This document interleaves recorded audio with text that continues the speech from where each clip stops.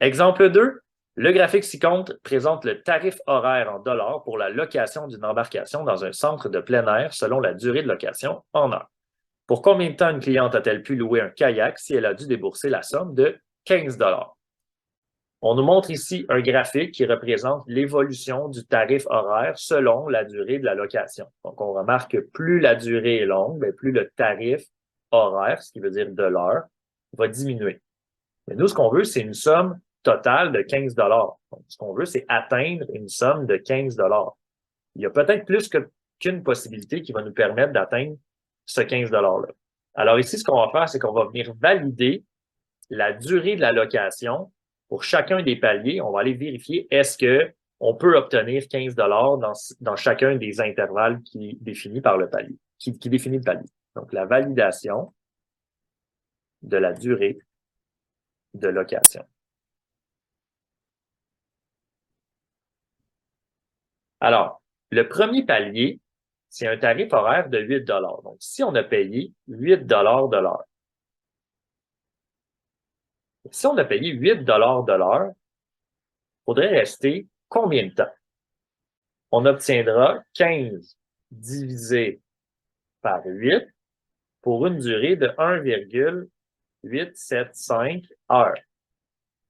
Et là, on remarque qu'on va devoir rejeter ce temps-là puisque 1,875 heures, ça dépasse le temps qui nous est alloué pour un tarif horaire de 8 $. Le tarif horaire de 8 $, il est valide si le temps est inférieur à 1 heure. Et ici, on dépasse 1 heure, on va devoir rejeter. Donc ici, 1,875 heures, c'est pas une possibilité ici. On va poursuivre.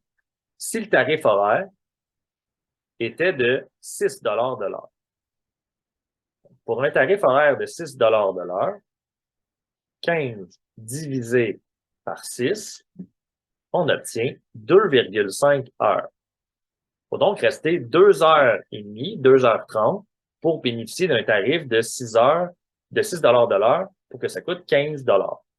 En observant le graphique, 2,5 heures, c'est ici, et on peut bien obtenir un tarif horaire de 6 $ de l'heure puisque c'est l'extrémité incluse du deuxième palier. Donc, dans ce cas-ci, on dirait que oui, on peut considérer qu'on serait resté 2 heures, qu'on aurait loué le kayak 2 heures et demie pour payer 15 $. On poursuit. Si le tarif horaire était de 5 $ de l'heure, 15 $ divisé par 5, ça donne 3 heures et on va venir valider est-ce que 3 heures, c'est une possibilité pour obtenir un tarif à 5 $ de l'heure. Eh bien oui, puisque la valeur, elle est ici et elle fait bien partie du troisième palier. Encore une fois, on obtient une possibilité qui est valide. Donc oui, pour 3 heures. Et finalement, le dernier palier, pour 4 $ de l'heure, j'aurais dû louer le kayak pour 3, donc divisé par 4, qui donne 3,75 heures, donc 3 heures et 3 quarts. Et en lisant le graphique 3,75, donc c'est entre 3,5 et 4, on est situé ici et on ne bénéficie pas du tarif de 4 $ de l'heure, mais on reste à 5 $ de l'heure. Donc l'intervalle ici va devoir être rejeté. On a donc deux possibilités, 2 heures et demie et 3 heures pour que la dame puisse louer son kayak et débourser une somme de 15 $. Alors, la réponse, 2,5 heures ou 3 heures. Voilà, c'est ce qui complète la capsule.